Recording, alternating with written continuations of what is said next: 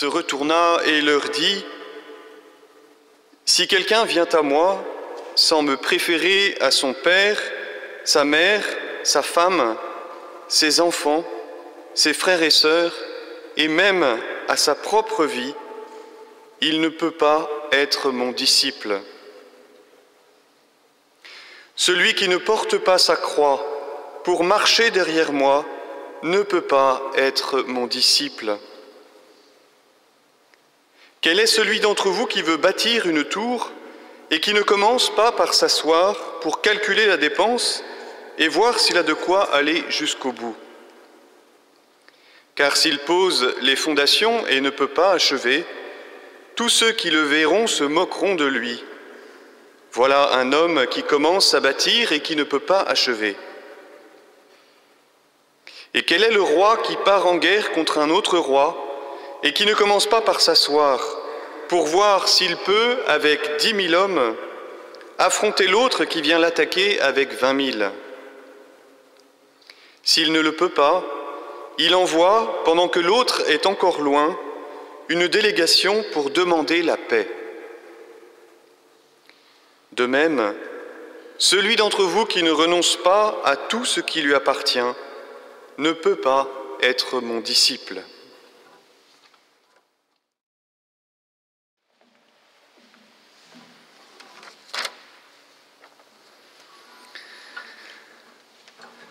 Voilà, les paroles de Jésus viennent de nous plonger au cœur de la radicalité évangélique. Nous y sommes. On pourrait dire comme si nous étions au cœur de l'abîme. Si quelqu'un vient à moi sans me préférer à son père, sa mère, sa femme, ses enfants, ses frères et sœurs, et même à sa propre vie, il ne peut pas être mon disciple. Celui qui ne porte pas sa croix pour marcher derrière moi ne peut pas être mon disciple. Celui qui ne renonce pas à tous ses biens ne peut pas être mon disciple. Si nous prenons ces paroles de Jésus avec le sérieux qu'elles méritent, il y a de quoi avoir le vertige.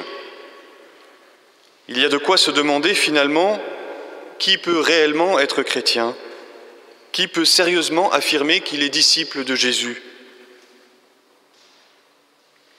Bien sûr, nous connaissons des êtres d'exception qui ont tout quitté pour suivre le Christ, des Saint François, des Jeanne Jugan, Mère Teresa, que nous avons fêté récemment.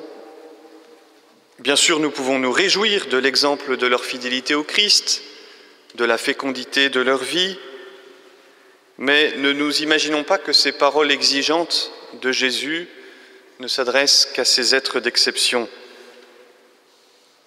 Comme s'il y avait un évangile pour l'élite spirituelle de l'Église, et puis un autre plus confortable, plus accommodant pour le reste du troupeau. Comme si la sainteté concernait quelques-uns et que les autres n'avaient à se contenter finalement que de mener une vie honnête. Avouons-le, ce serait plus simple. La barre serait moins haut pour nous. Mais non, dans cet évangile, Jésus ne s'adresse pas qu'à quelques-uns, c'est à toutes les foules, les grandes foules qui le suivent qu'il s'adresse. Tous les disciples sont concernés. Et c'est donc à chacun de nous qu'il s'adresse aujourd'hui.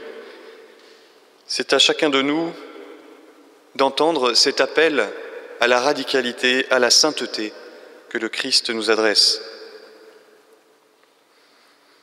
Pour bien comprendre ces paroles de Jésus, commençons d'abord par les replacer dans leur contexte. Nous sommes au chapitre 14 de l'évangile de Saint Luc, au milieu de cette grande partie que l'on appelle la montée vers Jérusalem, qui va des chapitres 9 à 19.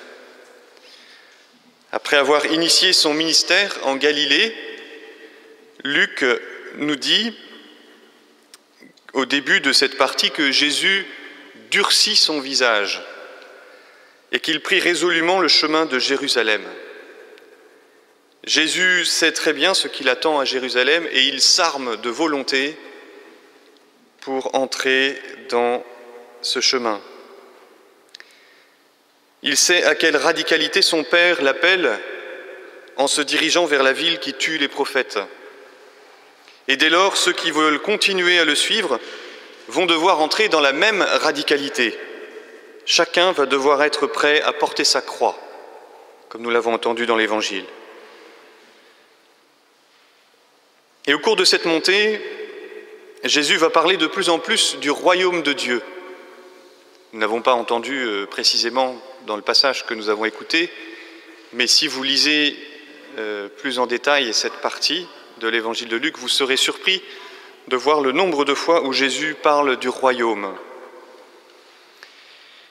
Si bien que lorsque les foules qui suivent Jésus seront avec lui aux portes de Jérusalem, tous s'imagineront que le royaume de Dieu allait apparaître à l'instant même. Jésus, pour eux, allait entrer à Jérusalem, la ville du roi David, prendre le pouvoir et restaurer enfin la royauté tant attendue en Israël. Ce serait le royaume de Dieu.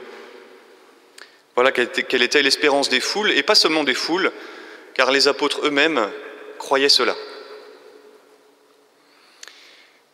Mais voilà qu'à Jérusalem, ce sera l'heure de la grande désillusion. Au lieu de prendre le pouvoir, Jésus se laissera mettre à mort comme le pire des criminels. Et pourtant, c'est bien sur cette croix que Jésus est proclamé roi. C'est par l'offrande de sa vie sur la croix que Jésus va effectivement établir son royaume en Israël et qu'il va inviter Israël à s'ouvrir aux païens pour qu'ils entrent eux aussi dans ce royaume. Ce royaume est au milieu de nous aujourd'hui, ce royaume nous y sommes. Ce royaume, c'est l'Église, la communion dans l'Esprit Saint de tous ceux qui accueillent la vie que leur donne notre roi, à condition que nous lui donnions la nôtre en échange. Cette communion que nous allons célébrer dans quelques instants, comme chaque dimanche, en partageant le festin des noces de l'agneau. Mais Jésus nous avertit. Il y a donc des conditions pour entrer dans son royaume, pour être compté au nombre de ses disciples. Et c'est à chacun de bien examiner s'il est disposé à remplir ces conditions avant d'entrer. Sous peine, sinon, de se retrouver dans la situation de celui qui construit une tour sans avoir de quoi l'achever, ou bien de celle du roi qui part en guerre contre son ennemi avec une armée trop faible. Si nous voulons donc avoir part à son royaume et bénéficier des largesses de sa grâce, Jésus nous demande de tout lui soumettre, tout ce que nous avons et tout ce que nous sommes. Ne nous méprenons pas sur les paroles de Jésus. Il ne nous demande pas de mépriser notre famille, mais il exige d'avoir la première place. Si nous lui préférons quelqu'un d'autre, serait-ce notre époux ou nos enfants, nous ne pouvons pas être ses disciples. Nous n'avons pas à rechercher la souffrance, bien évidemment, mais nous devons être prêts à porter notre croix, à accepter et à offrir en communion avec le Christ la part de souffrance de nos vies. Jésus ne nous demande pas non plus nécessairement de nous déposséder de tous nos biens, encore qu'il puisse appeler quelques-uns à le faire. Mais il s'agit de nous en détacher, de considérer nos biens matériels comme un don qui nous est fait pour servir nos frères et non pour notre seule satisfaction personnelle. Le début de l'année est souvent le moment des résolutions, des bonnes résolutions comme on dit, et c'est donc l'occasion idéale pour nous de s'interroger, d'examiner où il en est de sa situation par rapport au Christ.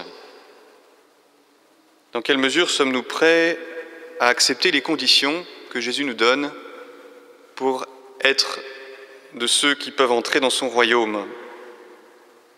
Je vous livre quelques questions parmi d'autres pour vous aider dans cet examen.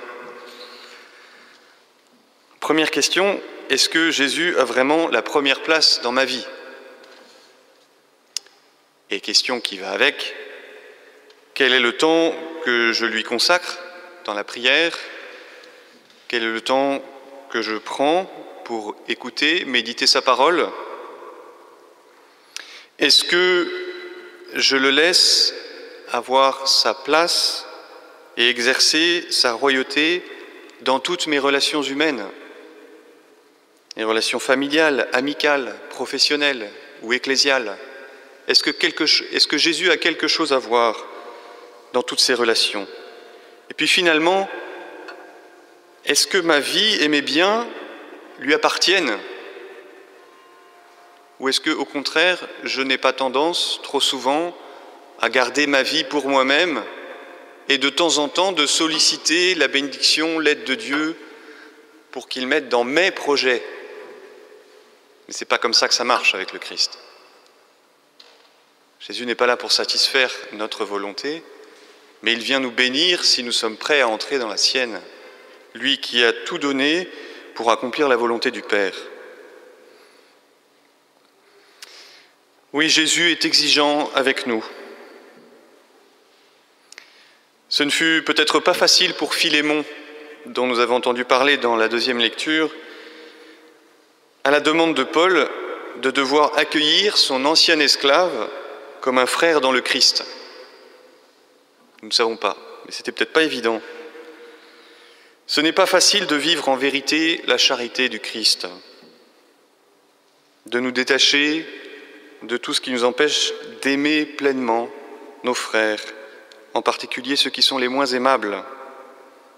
Notre manière de penser est parfois si différente de celle de Dieu. Le livre de la sagesse nous disait dans la première lecture « Qui aurait connu ta volonté si tu n'avais donné la sagesse et envoyé d'en haut ton Esprit Saint ?» Cet Esprit Saint, il nous faut le demander sans cesse pour qu'il nous enseigne, pour qu'il nous instruise dans les voies de la sagesse. Aussi nous le demandons aujourd'hui au Seigneur. Seigneur, envoie-nous ton Esprit Saint, ton Esprit de sagesse, qui nous enseigne les voies de la charité, qu'il nous fortifie pour que nous apprenions toujours mieux à donner notre vie, comme le Seigneur a donné la sienne pour nous. Alors nous pourrons servir véritablement nos frères. Nous pourrons témoigner et laisser rayonner l'amour dont nous sommes aimés par notre Roi. Que l'année de la charité dans laquelle nous entrons aujourd'hui soit pour nous l'occasion de grandir véritablement dans la charité. Amen.